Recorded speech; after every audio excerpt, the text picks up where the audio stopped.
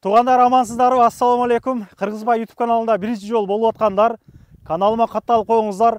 Буйруса мына ушундай арзан чектерди сиздерге чыгарып берип турабыз.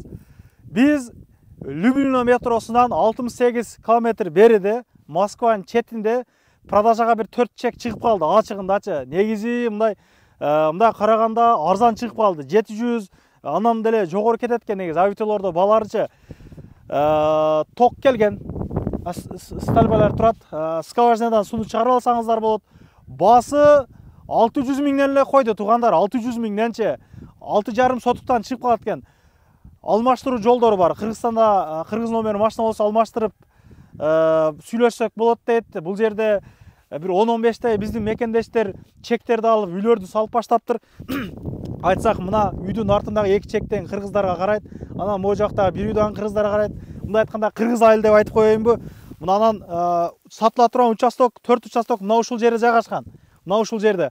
Анан 1-2 участок наракта дагы бир 4-5 тажик улутунда туугандарыбыз дагы чек алып, үйлөрдү баштап коюптур. Кыскасын айтканда толук маалыматты беребиз. Люблинодон туугандар 66 км берди да.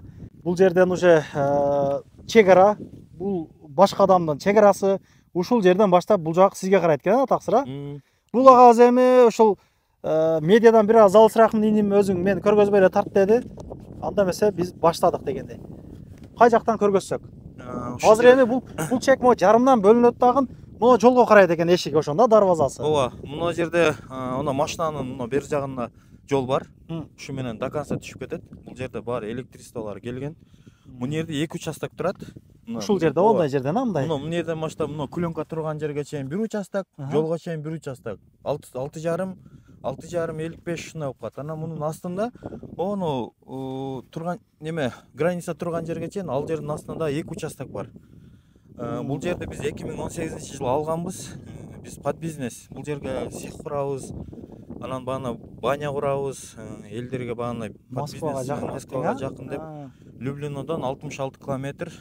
Жолдору 64 км. Аябай жакшы жол. 3 кмде кичине трасса. 90-дук, 100-дук жол экен. Ооба. Ал жактан бер жагына 3 км кичине таштак жол. Кудай кааласа бул жерге жакшы проект. Өзү башында булар обещать этишкен. Берге газ келет кудай кааласа келечекте. Экинчиден бул жерге кудай кааласа неме дагы газ, анан ушундай көп асфальт дагы келет деген да. Ошон үчүн биз кызыгып алганбыз. Мен азыр Кыргызстанга ошол жака барып бизнесим ал жакта улантайын деген себептерден сатайын деп атам. Ооба, Кыргызстанда машина болсо алмаштырганга болот. Бул жерде кааласаңыздар 4 тууганыңыздар болуп биригип алып 4кө бөлүп алсаңыздар болот. Кааласаңыздар бир адам 2ге бөлүп алсаңыздар болот. 4 участокто бирдей сена 600 миңден койдук. Өзү биз ошо маалда 2018-жылы мен 285 миңден алганмын. Ачыгын айттыңыз мен туура. Китепте бар да, бирок жазылып турат. Жазылган бар жок. Мына жерде полный кызыл китеп. Бул жерде мына ооба. 6 сот 77 дейт. Ана көрүп атасың. Экинчи документибиз бул жерде, мына. 2018-жылы 6-айда алган экенмин. Воскресенский район, бер Московская область, Воскресенский район, Аргунова 4 деген. Регистрация койсо болобу, үй салып, ака? Үй салып, пропискага койсо болот, регистрацияга койсо болот. Муну туштагы кыргыз сагын деген өзүмдүн акем болот. Ана Люблино торговый центрде аябай жакшы киши. Ушу киши 2 этаж үй салып, жанына баня, бул жерге парниктерди куруп, аябай бөдөнө, эчки, бар жокто алып келип койгон. Айлык койду деген дача кылып. Немеде курган. Жакшы. Өзү ушул жерде, өзү бизнесмен, өзү ушул жерде эс алып жашаган мезгили күндө Люблинога барып келип иштейт. Бирок жерчи туугандар, баткак эмес да. Бул жер өтө катык жер экен, тууган, көп жерде саз болот го. Ооба, бул жерде эч кандай саз жок. Эч кандай бир мындай көлчөк жок бу жерде. Жамгыр жааса дагы моментально сиңип кетет. Бул жер мындай эгин эксеңиздер болот. Бул жерге жылкы баксаңыздар болот. Мал чарбага кандай, жакшыбы? Мал чарбага деле жакшы. Бул жерден баягы кыргыздар улак чаап атышпайбы? Тай казан менен жанагы. Өзүбүздүн агаларыбыз эле улак чаап атышат. Ушул жерден 3 километр. Бирок примерно кайер экенин мен айта албайм, бирок мен навигатордан көргөндө ушул жерден 3 километр. Бул жерде биз азыр мен былтыр бир уккам бир байкебиз 10 участок сатып алып, ушул жерге быйыл неме деп атат, жылкынын баягы саамал ичирем деп бизнес ачып атат Кудай кааласа. Ошону сурагандар көп ака. Негизи мына нарагы жайыт экен туугандар. Нарагы жайыт экен. Көрүп атасыздар, жайыт. Могу жак эгин эгилген жайыт экен. Эгин эгилген жайыт. Бул жерде беде барбы, эмне деп айтат? Көкмөк да. Беде эккендей эле. Анан биринчи чекти айталык, мына жерден тосулган жерден могу пленкага чейин ошол 6,5-6 сотук болуп калат экен да. Ушул жерден бөлүнөт деп айттык а. Ооба, ушул жерден. Наргы экинчи чек болсо ушул жерден оно жерде жол бар. Көрдүңүз да, ушул жерде жол бар. Каласа эшикти могу жакка ачса болот, каласа наргы жакка ачса дарбазасынчы. Ошондо мындай болуп калат экен. Ооба, мына жерде 2 участок бар. Ошондо ушу мына границага чейин 4 участок бар. Мына жерге чейин. Ооба, анан бул жерде садик бар. Садик бар. Мектеп бар. Канча километр нарыкта? Где-то 3 километр деп көрдүм мен навигаторданчы. Анан магазин бар, печёрочка. Жол тараптабы каягында? Жол тарапта. Бул жерге келип 3 километр наракта болуп калат. Бирок магазин болуш керек мына жерге делечи. Уже эмне дегенде карасаңыздар, 70% адамдар үйлөрүн куруп, уже жашап атышат бул жердечи. Анан документ боюнча эч кандай немеси жок. Документтер баары мен өзүмдүн атымда. Так бар. Ооба, кааласаңыздар жолугуп ушул жерге келип кетсеңиздер. Жана кылып коюптур. Ооба.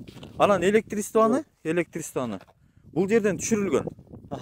Ушул жерден эле какой-то бир сумма төлөнөт экен, мен точно билбейт экенмин. Щит бар экен, а? Щит бар. Ушул жерден подключение кылып эле алып келип уже үйдү кура бересиздер.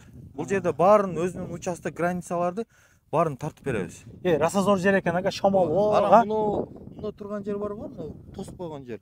Ушул жерде 2 участок, бу жерде кара суулук бир иним алган. Кыргыздаркы бул да? Кыргыздардыкы. 2 чек, а? 2 чек, муну тосуп койгон жер. Чөптөрүн оруп карайт экен муну. Чөптөрүн оруп, Кудай кааласа алдагы мындай Кудайга шүгүр, Кудай кааласа үй салам деп атат. Анан муну Сагын аканын үйүнүн асты дагы кыргыздардыкы. Муну да кыргыздаркы? Муну Сагын ака. Бул ошо. Ооба, мунун асты дагы кыргыздар. Оно жер кыргыздаркы. Муну жерден менин өзүмүн Кызыл Каядан Талай деген акам фундамент куюп койгон. Быйыл баштайм деп атат. Могу жерге. Мына такталар бар ушул жерге. Көйлө экен. Анан мындай кылса болот да бул жердечи. Если мындай тааныштар, өзүнүн агалары, жеңилери сатып алган болсо, ортодон бир скважина чыгарып туруп эле 4 үйгө алып кирип кетсе болот.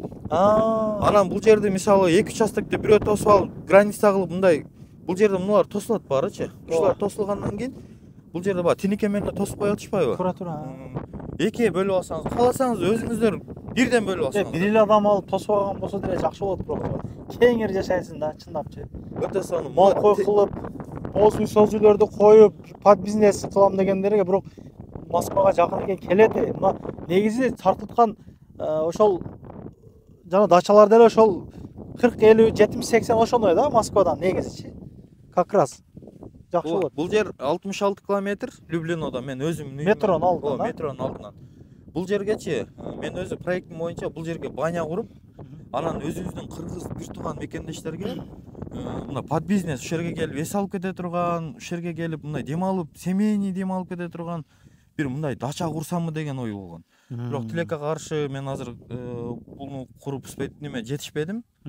Бирок кимде ким ушуну алам деп жакшы ниет кылып жүргөн болсо, алыңыздар, иштетиңиздер. Мына жерде неси жакшы, тегиз жер бердечи. Бул жерде жамгыр жааса деле бул жерде токтобойт суу. Сиңип кетет. Бул жердин ушунчалык тегиздигинен фундаменттериңизде дагы ушундай тегиз чыгат. Анан баягы мындай чукур, баягындай бийик жерлер жок. Баары тегиз. Кудай кааласа. Келип, телефон номерлерди калтырып кетебиз, чалып байланышсаңыздар болот. Жооп берип, кааласаңыздар көрөм десеңиздер, өзүңүздөр деле кошо алып келип көрсөтүп кетемин. Анан регистрацияга койсо болот дедик, пропискага койсо болот деп айттык ака. Ооба, бул жерде үй салып, мына мисалы Сагын аканын үйүндө эле үй салып туруп эле, бул жерге постоянная прописка Московская область и регистрация койсо болот бу жерге. Иштесең дагы болот. Иштесең дагы болот бул жерге. Мисалы Сагын ака күнүнө 1 саатта жетет. Ооба, 1 саат 50 мүнөт эле жетет неме кылгандачы. Метродо деле ошондой жүрөсүң да негизи. Полный эле маалыматты айттык ака. Ооба, айттык. Коюп бере турган жолу жокпу? Боло турган край баа 600 же түшөсүзбү дагы кандай? Кичине сүйлөшүү жолдору бар. Коюп берип. Ооба. 200 миң коюп ошондой. Ооба, эми общий 4 участокте бир адам алган болсо кичине сүйлөшөбүз. Сүйлөшөбүз, өзүнчө отдельный бир 4 участокты 4 адам алган болсо, ада да кичине сүйлөшөбүз. Бир сразу клиент чыккан болсо да, бир клиент чыккан болсо, ага да түшүрөбүз. Анан Кыргызстанда машина боло берет, эми кандайдыр бир баягы өзүңөрдүн ыңгайлаштырып беребиз буюрса. Бул жерде аябай жакшы ниет менен алганбыз. Бул жерде мына кыргыздар өзүбүздүн баарыбыз тааныштар, кошуна колоңдор аябай жакшы адамдар. Кандай десем, мен баягы биз мындай дегенбиз да, бул жерде той өткөрөбүз, бул жерде жакшылыктарды өткөрөбүз деп ниет кылып алганбыз. Кудай кааласа алыңыздар. Полный маалыматты бердик. Туугандар, калганды ээси менен сүйлөшүп аласыздар. Ишиңиздерге ийгилик. Мына үй алам дегендер, чек алам дегендер аябай көп экен. Анан Рязанский областта дагы бир үйдү продажага чыгарганбыз.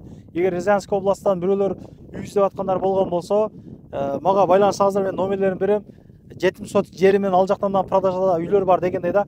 Кызыккандар башкаларга жөнөтүп коебуз. Каналыма каттала кетиңиздер, лайктан бирден басыңыздар.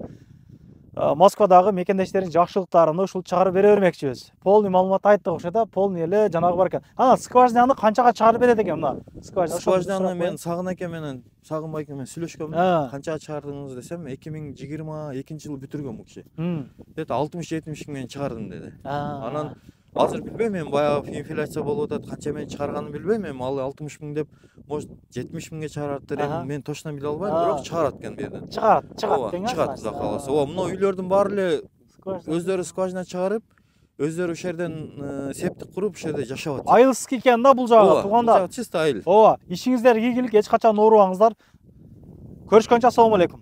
Анан дагы мекендештер кимдир бирөөлөрдө кирди чыкты маселелери болуп, ишеничтүү адамдарды таппай жаткан болсоңуздар, мен ушул жерге Сүйүн агамдын номерлерин коюп койгонмун. До конца айдайт, келгенден кийин 3 айга коюп берет, чыкпай туруп, чорныйдан, базадан текшерип берет. Ушул окшогон 7 орундуу Альфард Сиеналар менен чыгып келесиздер. Сүйүн кирди чыкты ушул жерге коюп койдум.